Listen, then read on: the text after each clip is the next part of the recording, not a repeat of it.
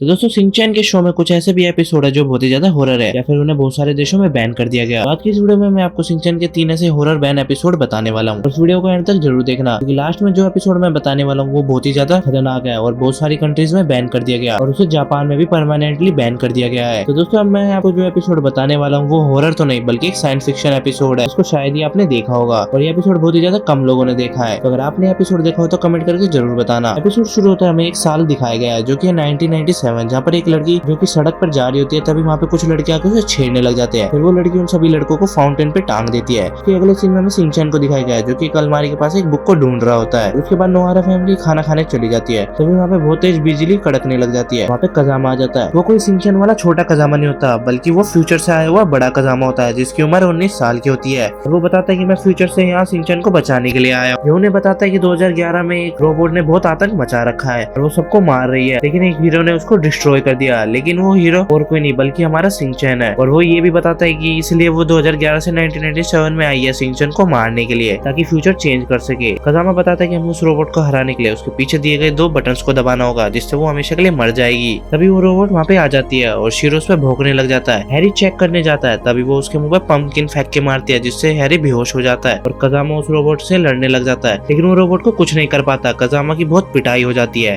कजामा और सिंचैन छत पे भाग जाते हैं और वो रोबोट वहाँ भी आ जाती है। वो रोबोट कजामा को छत से नीचे फेंक देती है और सिंचैन के ऊपर हमला कर देती है, लेकिन सिंचैन बच जाता है और वो रोबोट बेहोश हो जाती है। तभी कजामा उसके पीछे का बटन दबा देता है लेकिन उससे कुछ नहीं होता। थोड़ी देर में होश में आ जाती है और सिंचैन को मारने लग जाती है। तभी जब सिंचैन कमर का गेट खोलता है और उसके ऊपर सामान गिर जाता है, उसमें से एक एक्शन कामिक की डोल नीचे गिर जाती है। उसके हाथ से उस रोबोट का बटन बंद हो जाता है। वो रोबोट हमेशा के लिए बंद हो जाती है। उसके बाद कजामा सिंचैन से अपनी बुक को लेकर वहाँ से चला जाता है और अगले सीन में हमें छोटे कजामा को दिखाया गया है जो कि अपनी उस बुक को ढूंढ रहा होता है जो कि उसने सिंचैन को दी थी। तो दोस्तों ये एपिसोड यहीं खत्म हो जाता है। मैं आपको अगले एपिसोड के बारे में बताता हूँ। तो दोस्तों ये एपिसोड यहीं खत्म हो जाता है। मैं आपको अगले एपिसोड के बारे में बताता हूँ। तो अगले एपिसोड में हमें प्रिंसिपल सर को दिखाया गया है जो कि हमें कहते हैं कि दोस्तों क्या आपने हॉरर बॉल के बारे में सुना है। फिर एपिसोड शुरू हो जाता है। हमें दिखाया जाता है कि कजामा जो अपने ट्यूशन के लिए जा रहा होता है रास्ते में उसे सिंचैन देखने को मिलता है क्योंकि पार्क में खेल रहा होता है। अभी वो कजामा को खेलने के लिए बुलाता है पर कजामा मना कर देता है। फिर सिंचैन उसके पास बॉल फेंक देता है और कजामा उसे बॉल देने के लिए आता है और वो दोनों साथ में खेलने लग जाते हैं। तभी कजामा बॉल गलती से झाड़ियों के पीछे फेंक देता है और जब वो वहाँ पे बॉल लेने जाता है तो उसकी बॉल अपने आप बदल जाती है। किसी और बॉल को उठा के ले आता है और उसके बाद उसका हाथ उस बॉल में फंस जाता है। सिंचैन ये देख के बहुत ज्यादा डर जाता है और उसका हाथ निकालने की कोशिश करता है, लेकिन तभी सिंचैन का भी हाथ उसमें फंस जाता है और दोनों एक साथ जुड़ जाते हैं और वो बॉल ग्लो करने लग जाती है। ये देख के वो लोग बहुत ज्यादा डर जाते हैं।